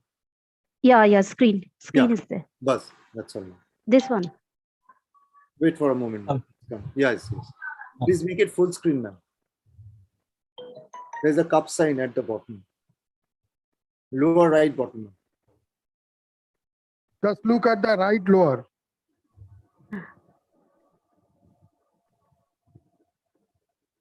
Right next to the 53%, which is written there. No. Not that. Not that. I suggest you go right on top and go to slideshow. Just press on slideshow on the top banner. Yes. Where you have home, insert, there's slideshow. New share, ma'am. Ma'am, new share. No. Home, home. After that is insert, then is design, then is animation, then is slideshow. Right at the top. Okay. Slideshow. Top. At the top. Yeah, okay. That's fine. Okay, that's also fine. Yeah, go ahead. Please go ahead. Yeah. Okay, ma'am. Thank you, ma'am. 35-year-old lady presented with complaints of diminution of vision in both eye, redness, pain, and watering for last 1 week. She had taken COVID vaccination, first dose of Covishield 2 days back prior to the attack. After taking the vaccination, she developed fever for which she has taken paracetamol. And after taking the paracetamol, she developed eye pain and headache with nausea and vomiting and redness and watering and pain in both eyes. She used to have on and off headache, which she ignored. She was a known case of primary angle closure suspect for which PI was advised on 2019. She did not have any systemic illness. She had a strong family history of glaucoma, mother and sibling. On examination, her vision in right eye was PL positive, PR inaccurate, left eye hand movement and PR accurate. Both eye lid was edematous with palpable aperture narrow. Circumciliary congestion was present in both eye. Corneal edema was present in both eye, but right eye more than the left eye. AC was shallow. Pupil was fixed vertical oval in both eye, 5 millimeter. Posterior synechia was also present in both eye with an entrance lens capsule showing glaucoma flaken. Fundus was not visible. And IOP in right eye was 42 millimeter of mercury with applanation tonometry, and left eye it was 43 millimeter of mercury. She was started with acetazolamide tablet twice daily along with prednisolone eye drop, ciprofloxacin eye drop, pilocarpine eye drop, lubricating eye drop, and YAG laser peripheral iridotomy was advised in both eye after 1 day. She underwent YAG laser iridotomy on day after 1 day, and anti-glaucoma medication travoprost eye drop along with timolol and brimonidine eye drop combination along with steroid and antibiotic eye drop was started. Surprisingly, post PI after 1 week, her vision improved from PL positive to 6/9 parts in right eye and from hand movement to 6/9 parts in left eye. Iris PI was patent, but in left eye, PI was not patent. Both eye had a sectoral iris atrophy with posterior synechia. Lens glaucoma flaken was present, and on retina, there was a dense asteroid hyalosis. Right eye CDR was 0.7 with a deep pallor cup, and left eye it was 0.6. Intraocular pressure, right eye was 30 millimeter of mercury, and left eye it was 10 millimeter of mercury. This is the picture post PI. Here I can see that is a patent PI with glaucoma flaken. This is the left eye photograph. This iris atrophy is there with glaucoma flaken on the anterior lens capsule. OCT RNFL of the patient showed right eye both superior and inferior quadrant thinning of RNFL, left eye was normal. This is the HFA photograph of right eye. The reliability parameter is not very good. It shows the severe constriction of visual field in the right eye, and left eye there was a nasal scotoma with superior paracentral scotoma. This is the fundus photo of the right eye and the left eye. This is OCT macula of both eyes, which showed little bit of flattening of the foveal contour. CMT was little bit towards the lower side. This is AS OCT of right eye. TIA in right eye was 26 degree and left eye it was 37 degree. And there was no supraciliary effusion in both eyes. B-skin ultrasonography in both eyes suggested it was a dense asteroid hyalosis in both eyes. We can see here, and RCS complex was more in both eyes. These are the ocular parameters. The patient was hypometrop with plastic diopter. Cornea diameter was towards the lesser side, 11 millimeter in right eye and 11.23 millimeter in the left eye. ACD, this was after peripheral iridotomy, 2.4 and 2.3. Lens, it was little bit, was the lens diameter was 4.96 millimeter and left eye 4.80 millimeter, which was little bit towards the higher side. Axial length was 20 millimeter in right eye and left eye 20.38 millimeter. Owl power was 29 diopter in right eye and left eye 30 diopter. RCS complex in right eye was 1.16 millimeter and left eye 1.48 millimeter, which was more than normal. Blood count, a complete blood count was advised and it came out to be normal. And serum ANA was also advised, which was normal. I have advised this two tests because in literature, I have seen that the patient with bilateral acute angle closure glaucoma, they have systemic illness of lymphoma or SLE. So just to see if any lymphocyte increase is there in the blood or not, I have advised this complete blood count test, and to rule out the SLE is there or not, I have advised this anti-nuclear antibody test, but it came out to be normal. This is the follow-up visit. Left eye PI was enlarged in the follow-up visit.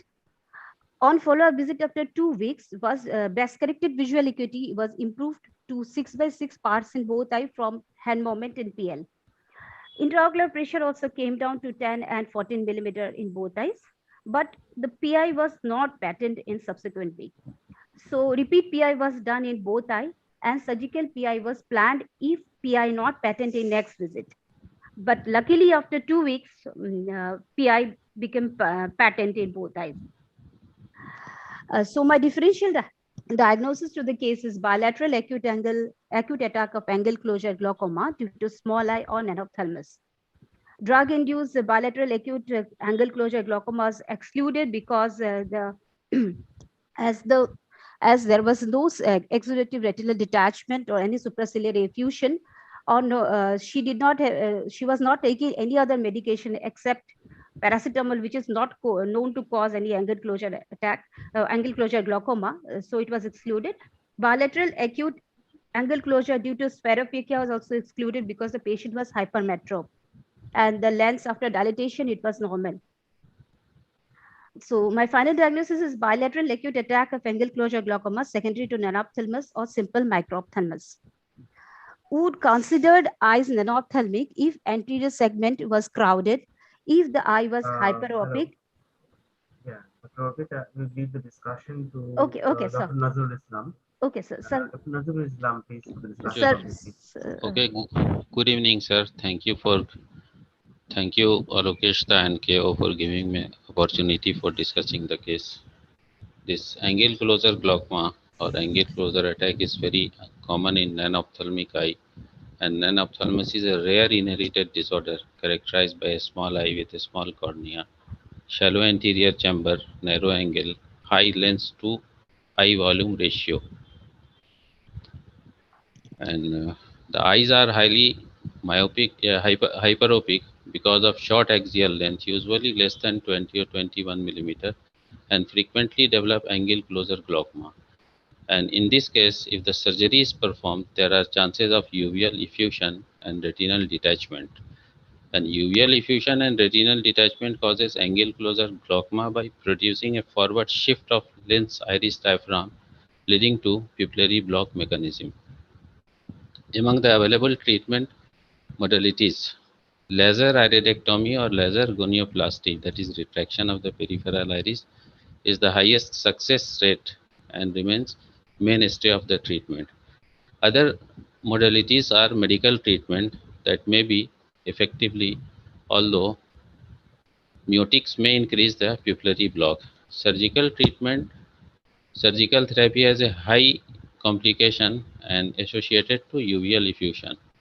And other additional treatment of options for this case include lensectomy of for the angles that remain compromised uh, despite of patent iridectomy. So in such cases, a limited core vitrectomy provides adequate anterior chamber depth for subsequent and safe lens removal. And early lens extraction is also a very good option under mannitol in an ophthalmic eye to prevent the angle closure glaucoma. And other suggested approach for managing the uveal effusion is to decompress the vortex vein by making large scleral flap over the veins, and in some cases drainage of choroidal and subretinal fluid with air injection in the vitreous cavity. And lamellar sclerectomy with dissecting areas of sclera to 2/3 thickness is also reported to relieve the IOP, elevation and shallow anterior chamber. And this current treatment modalities can be discussed by some other expert, because I didn't find any. Thank you, Dr. Nazrul, In for the discussion of this case. Dr. Surajit, your inputs on this particular case as presented by Dr. Orpita.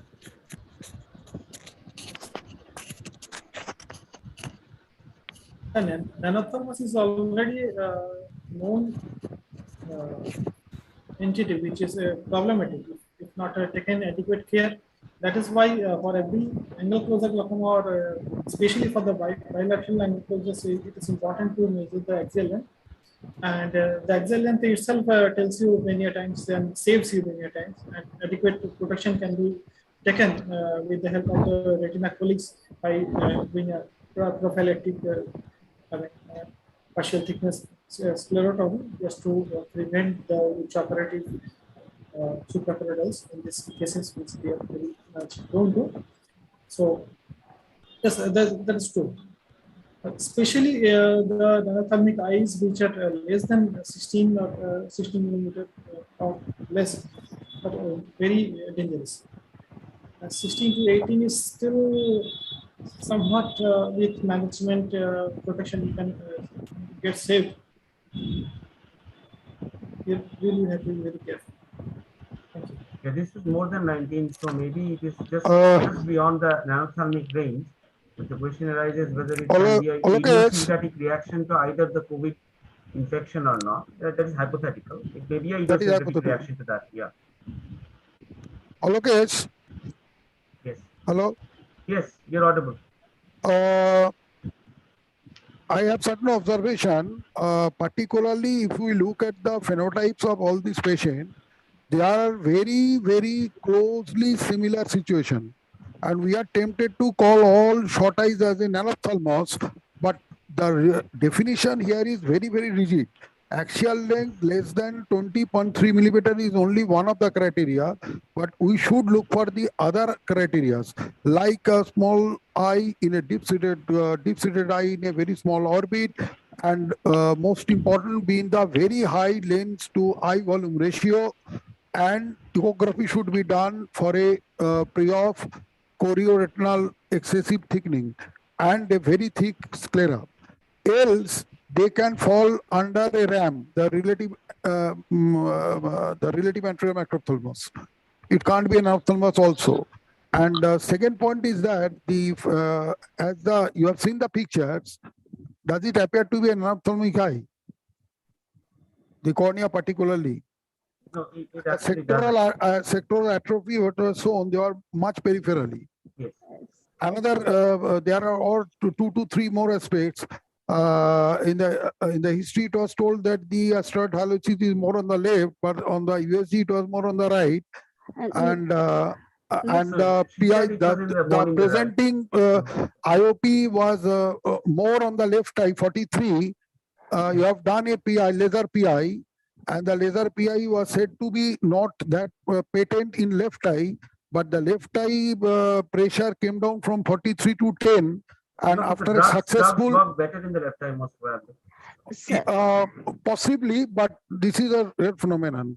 Sir. And another thing is that anybody who are interested to read details about the management of the nanophthalmos, there had been a beautiful article published in Nature citing all the data, and where they have done TRAB with MMC with inferior sclerotomy. That is the best possible method to tackle all this scenario. And primary lens removal has got a definite role here. Thank you very much. Yes, sir. So I would sir, excuse. Yeah. I think in the interest of time, we'll move on. We've already overshot time. Okay. Yeah. Yeah. For our next presentation is Dr. Nazneen Nazm, and the discussion will be by Dr. Tomanj Pashu. Dr. Nazneen, please.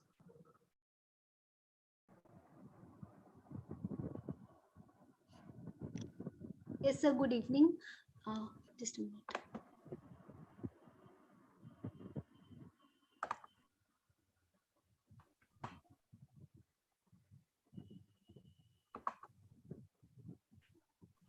Are my slides visible and am I audible?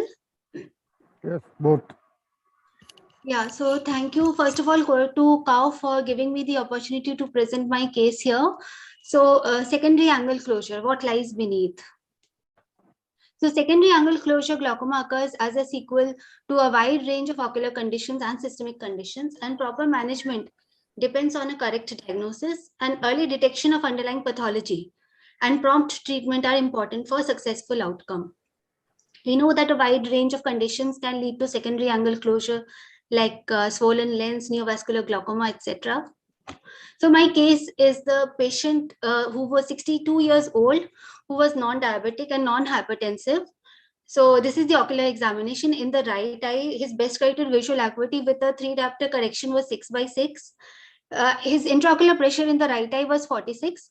The anterior chamber was noted to be very shallow. The pupil was sluggish and gonioscopy revealed closed angles. In the left eye, his best corrected visual acuity was 6/18 with a correction of +7 diopters, spherical. His intraocular pressure in the left eye was 20. The anterior chamber was shallow, and gonioscopy revealed occludable angles. So at this point of time, diagnosis of angle closure was made, and the patient was subjected to YAG laser peripheral iodotomy in both the eyes, and routine post-operative medications like topical steroids and anti-glaucoma medications were given. So this is 1 week post-operatively in the right eye. We can see that the right eye is congested still, and the anterior chamber is still very shallow. The intraocular pressure at this point of time is 40 millimeters of mercury. So this is the post PI gonioscopy, which reveals closed angles in 3 quadrants with only a partially patent visible angle structures inferiorly only. So this case was unusual in that the patient, even after the PI, had persistent pain and discomfort, and there was diffuse scleral congestion. At this point of time, a vitreoretinal consultation was requested. So this is the fundus findings in the right eye. We can see that the media is very hazy and the details are not clear. However, the optic disc as such does not look glaucomatous. In the left eye, the media was clear. The disc looked normal. This is the B-scan ultrasound of the right eye showing multiple choroidal detachments. So this is the fundus fluorescein angiography of the right eye with the showing diffuse leakage in the periphery. So at this point of time, a diagnosis of secondary angle closure, secondary to uveal effusion of more than 180 degrees was made. But what was the reason? Was it scleritis or was it a retrobulbar space occupying lesion? So a CT scan of the orbits was done, and you can see here that there was some a lesion probably in the temporal quadrant of the right eye. But again, was this dacryoadenitis? That was not clear. So at this point of time, the dilemma was this primary orbital inflammation or was it scleritis? However, the points against scleritis were there was no globe tenderness. Also, the patient lacked other things like proptosis and extraocular movement restriction. There have been case reports of angle closure glaucoma with orbital pseudotumor. Orbital inflammation can cause choroidal effusion, which causes secondary angle closure. A detailed history was taken, and it revealed a history of lichen planus-like lesion over the right leg, and the patient was treated with azathioprine for 2 years. Routine blood investigations were normal, Mantoux was positive, and C-reactive protein was borderline high. A CT guided FNAC of the lacrimal gland was done because dacryoadenitis was one of the differential diagnoses. This was inconclusive. Patient was also documented to be negative for systemic tuberculosis by ELISA earlier. So at this point, we thought of inflammation as the cause for the uveal effusion, which caused the forward pushing of the lens iris diaphragm, which caused the angle closure. Patient was started on oral steroids, 1 milligram per kg body weight, and on 3 anti-glaucoma medications and oral acetazolamide, 250 milligrams thrice a day. The scleral congestion reduced, and the anterior chamber was slightly deeper now at this point. Gonioscopy revealed partially open angles in 2 quadrants, 2 or 3 quadrants. But the patient still complained of fluctuating vision, and the IOP did not reduce significantly. It was still 34. So what was the cause of this persistent high IOP post-PI? Was it a post-angle closure trabecular damage? Or were there residual areas of anterior rotation of ciliary body? Or was there a concurrent trabeculitis? Or was it inflammatory material clogging the scleral emissary veins? This is a UVM picture of the same patient, and a USG B scan now revealed the classical T sign that you can see marked with the arrow, the classical T sign, which is suggestive of posterior scleritis. So oral steroids were now stepped up, and investigations were ordered like serum ACE and anti-nuclear antibody and anti-dsDNA and rheumatoid arthritis RA factor. After 5 days, after stepping up the steroids, the intraocular pressure reduced to 26, and the patient had better visual acuity, and the pain had reduced.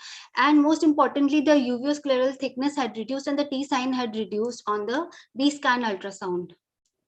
So there have been reports of secondary angle closure glaucoma secondary to posterior scleritis. This has been reported. Scleritis is often elusive to diagnosis. And there are several mechanisms which are implicated for glaucoma. Recognition of this entity is important. Differential diagnosis includes things like inflammatory or orbital inflammatory disorder, Vogt-Koyanagi-Harada syndrome, and orbital space occupying lesion. Systemic steroids are the mainstay of treatment. And I would like to wind up by saying that presentation can be varied and elusive, and diagnosis depends on a very high level of suspicion, and management is aimed at the underlying cause, treatment of the underlying cause. And I would like to thank Dr. Dipanjan Pal for providing me with this case. Thank you so much. Thank you, Dr. Nazneen. Dr. Kamunash, please, for discussion. Thank you so much, sir. Thank you, Alokesh sir. Thank you, Shumit sir. Thank you, Chandripal ma'am, for giving me the opportunity to speak here. And thank you, Kao, for inviting me here. And this is a very well managed case and nicely presented by Dr. Nazneen. We who manage this sort of secondary glaucomas, we know it can be varied presentation, and it is very difficult to diagnose these cases. One case I particularly remember where I had one patient came to me like this only. What I like in my case, what I had is like one eye, it was completely closed. It was on acute angle closure attack, but the other eye was completely open. So whenever there is a like one unilateral angle closure glaucoma, then you have to be like very suspicious. But in this case, the other eye was occludable. So that's why the main like dilemma started. But in my case, it was like unilateral angle closure glaucoma, and there was a sectoral redness also. So what I did is, it is unusual in that case, but I dilated and I saw there was a mass sort of thing in the infratemporal quadrant. I did a UBM, there was a ciliochoroidal effusion. I did a USG, there was a early T sign. Then I had the luxury of having a UVA consultant with me. We managed the case with oral steroid, and we like these cases are very likely to have recurrence also. So we kept the patient on NSAIDs, and we gave the homide, which is like not in case of angle closure glaucoma, we generally don't give. But in this case, I started on homide, and the patient responded beautifully. Now the patient has 6/6 vision, and the angles are completely open. So it can present in varied manner, and she has presented excellent. First thing what created the whole dilemma is the other eye was also occludable. But in my case, what I had the benefit was other eye was completely open. And when I saw a unilateral angle closure, I was very suspicious that something other than that, like normal angle closure thing was going on in the eye. So we have to be very suspicious. All this, like she managed it beautifully, and like what matters is patient should be benefited. So she hiked up the steroids, oral steroids, and the patient responded very beautifully. In this sort of cases, if like posterior scleritis have this sort of manifestations, and if a patient comes, the only treatment is you have to start on cycloplegics, oral steroids, and you have to taper it down and maintain a course with NSAIDs and all. The patient will do good. But it can present like this also. I want my senior's opinion also regarding this case. So, Alokesh sir, Chandrima ma'am, Shumit sir, I think it's a case of a special case of superimposition of a primary angle closure with a scleritis, which is quite rare, I would say. Yeah, So, yeah. Dr. Shirish, if you are there, any inputs on this case? Dr. Shirish, if you are there. Yeah, I'm there, but I missed a part of the talk actually. I came in only towards the end part of it. So Your experience, Dr. Shirish, with scleritis and resultant angle closure glaucoma. Secondary Do you see such cases? Yeah. Or, Dr. Alokesh, hello. Yes. Can I just Yes, Chandana. actually what she showed us, that city, that picture is clearly showing the axial city, bilateral dacryoadenitis and scleritis. All these goes in favor of posterior scleritis and dacryoadenitis. These are spectrum of the same disorder. Maybe the patient is suffering from the collagen disorder. Yes. ANCA and Priyanka may not be positive always. The specificity and sensitivity of ANCA and Priyanka is not that good. So maybe the patient is suffering, and both the disc was hyperemic. That is another point. Disc, bilateral disc edema, that goes in favor of posterior scleritis also, and the pain, all these things. So in future, maybe you have to find out whether the patient is suffering from any collagen disorder. And Tamunash, I don't think cycloplegic is necessary in this type of cases. Scleritis will just a topical steroid and oral steroid is sufficient. So this much. Thank you. Thank you. Thank you. Yes, I agree that maybe anti-ROLA, SS antibodies, and all the profile for Sjogren's syndrome and the like anti-rheumatoid profiles could be done. Dr. Shirish, you were saying something, some inputs regarding scleritis and associated angle closure. Yeah, Your here, experience? yeah, obviously, looking for the underlying condition becomes extremely important. Any kind of a secondary angle closure glaucoma, I think identifying the secondary condition is probably the key role. So whatever we do is superficial treatment. So we can put anti-glaucoma medications, we can give steroids, but we are not tackling the root cause. So bringing glaucoma down and then tackling it and then keeping it under control for the time being is a very, very easy task. The major task is tackling the root cause. I missed out a part of the presentation, so I couldn't know exactly. Yeah, if I might take, sorry. What I was suggesting is, as you were saying, the high index of suspicion in these cases are of paramount importance from the clinician's point of view. Yeah, you were asking something, Dr. Shirish? No, if I may, just take half a minute. Regarding the previous case, we were talking about non-ophthalmos. Yes. Another important criteria is whether the patient is non-ophthalmos, he is very high hyperopic. I missed out on the refractive error of the patient. So typically non-ophthalmos will have a very, very high refractive error. We cannot just make a diagnosis without that. And the second point is, even if they turn out to be non-ophthalmos, usually cataract surgery by a skilled cataract surgeon. If you are good in your cataract surgery and managed well, usually it works well. Yes. Sorry. Yes, I agree with you. And there are, those median cases there, the partial without even the partial sclerectomy, a skilled cataract surgeon can come out with good visual results and early implantation. Yes. In fact, that is the first method now. Yes. Thank you. So we move on to our next case presentation by Dr. Divya J. Dr. Divya, are you there? Could you please start sharing your screen?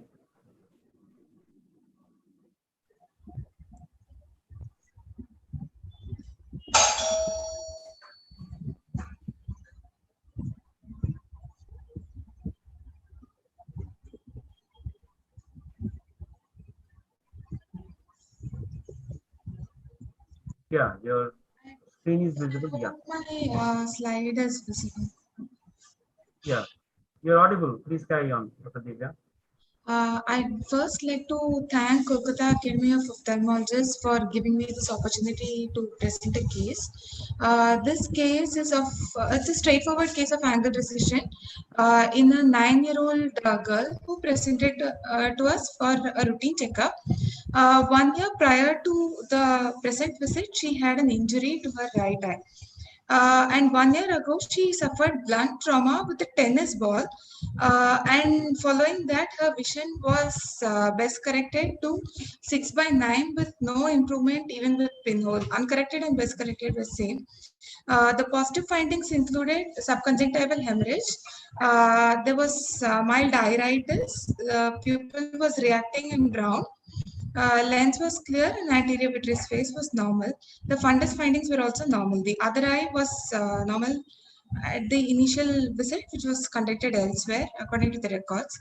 She was treated with topical prednisolone acetate, hometropin, carboxymethyl cellulose, and vitamin C tablet.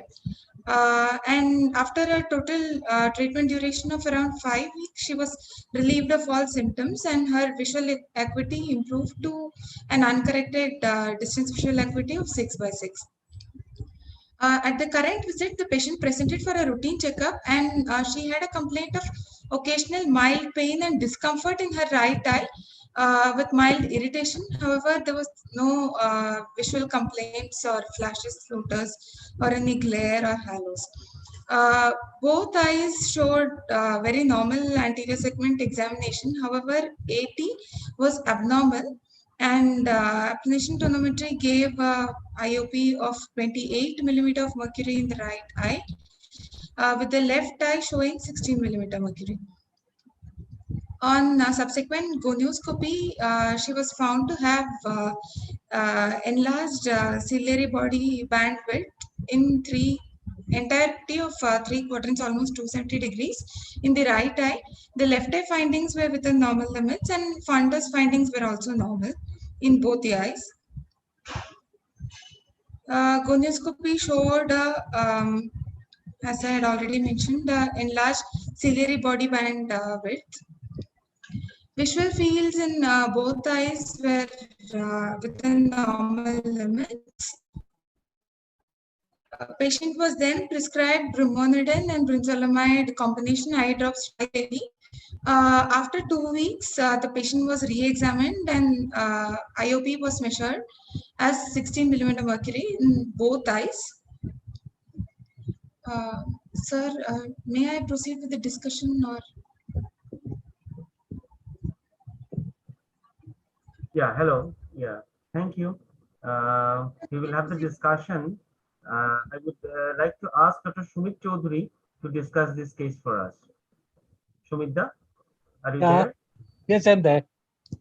First thing, any case of injury, if I'm in a comprehensive ophthalmology, I will just take the treat the injury case and I will say, yes, okay, fine, there is congestion, suffering, hemorrhage and others, okay. The main thing is that when the patient is on a blunt trauma by anything, maybe a fist, maybe a ball, anything like that, the patient should be followed up for at least 1 year. That's mean the once the initial complaints goes off, after 3 months or 6 months, that it should need a detailed examination of the eye, because there may be ruptures or angle recession which comes in the long way and may lead to glaucoma. Because angle recession is a initial stage and we may miss it. And we miss it, we don't do it also many times. So for gonioscopy, after a long time, for 3 months, we should do it. If I find there is angle recession is there, if the pressure is okay, wait and watch, just do a repeat test again. And you should watch at least 6 to 1 year. In many cases, I found a long history of trauma. Any part of most of them were converted. Cricket will with a small plastic cricket ball. This is a very common in my patients. I found that there is rise of intraocular pressure after long period. They, after questioning for many back calculation like that, I found that there is an angle recession. When I goes for the back calculation, have you got any trauma? Suddenly he says, yeah, that's I got a trauma. And this shows, so there's a time gap is there. In her case, there was a time gap of 1 year. The patient was not followed up. The patient had no complaint. And some other, when the initial period of complaint has come, the patient has come to her. It's at the ideal. And you have to treat it. What the treatment is done by her is good. You can go for the prostaglandin analog also. Whatever method you can try with many medication that should lower the intraocular pressure to save the eye. Excellently discussed. I'd only like to add that not for 6 months or 1 year, but you must follow it for years to come. It can also develop after 10 years. So you have to follow it for years to come, actually. It's a long. That's a very good point, Chandramati. I think I have read even documented case where angle recession has caused a rise of intraocular pressure after 27 years. Yes. Yes. And apart from that, another important thing is to have a very thorough retina check. When I have seen people with a sort of innocuous injury, like with a plastic ball, as Shumita was saying, child, presenting after 8 months, 10 months with a giant retinal tear, and there is a gradual loss of vision because of the inferior RD, which was overlooked initially because the retina was not checked. In fact, it can damage all the 7 rings of Sommering. That's fine. Degree of the angle, how much degree is affected, the quadrant, that is more very That's important. It should be more than 180 degree. All angle recession will not cause glaucoma. More than 180 is very important. Even I've seen some cases where the 360 degree of angle recession, still the pressure is not high. There may be some cyclodialysis cleft inside, which lowers the intraocular pressure, and there was no couplet. Yeah, there are also, I think, restrictions of electron microscopic examinations where they show that the angle decision may not be clinically visible, but there may be a dissection of the trabecular meshwork beams in such cases. Any inputs regarding that, Dr. Shirish? I would probably give one just one critical point. Here, there is no reason the PG analog shouldn't be started. In fact, actually, I would say that in angle recession glaucoma, if there is no inflammation, especially after a few days when the inflammation goes away, PG analogs are one of the best drugs. Yeah, I agree with you. I have used in a few cases and they do seem to work quite well. Though not a vast experience, but yes, I agree with you. Any opinions, Dr. Chandramati, any opinions regarding the use of PG analogs in this case? I can't hear you at all, Lokesh. I couldn't hear you throughout. How? Here, tell again. Yeah, any opinions about, as Dr. Shirish was saying, the use of prostaglandin analogs on an angle recession glaucoma and how well they work? First line of treatment. Well, I would be skeptical to use angle angle recession. I would definitely be skeptical to use prostaglandin analogs, and I would definitely wait and use them with caution, because there is an element of inflammation. So I would be skeptical to use prostaglandin analogs. You have to wait till the inflammation reduces. In fact, yes, then yeah, only. that's the precondition. Yes. But once the inflammation comes down, I think they are the drug of choice. Thank you. That brings us to the end of this very engrossing session. Thank you, Dr. Shirish, Dr. Shumit Chaudhary, Dr. Chandramukul, Dr. Shuri Chakraborty for being with us. To all the presenters and the discussions, I would hand over to Dr. Shurajit for the closing comments. Thank you, Dr. Alokesh, for taking up this, cutting the session so nicely and so smoothly. Only thing, thanks to all of you who were here, who discussed, who presented, and who gave the apt remarks and comments to enrich what we have learned. And we really reviewed something old, what we already knew, and we learned something new. And with this memory, we will be looking forward to see you in our future seminars, webinars as well. And thanks to Novartis also for sponsoring this session. So thanks to all of you. And till the next webinar, thank you so much. Bye-bye. Thank you, sir. Thank you. Thank Good you. night. Thank you very Good night. much. Thank you. Thank you. Good night, everybody. Thank you Thank so you. much. Thank you. Thank you. Thank you so much, everyone. Thank you, Kolkata. Thank you. Oh,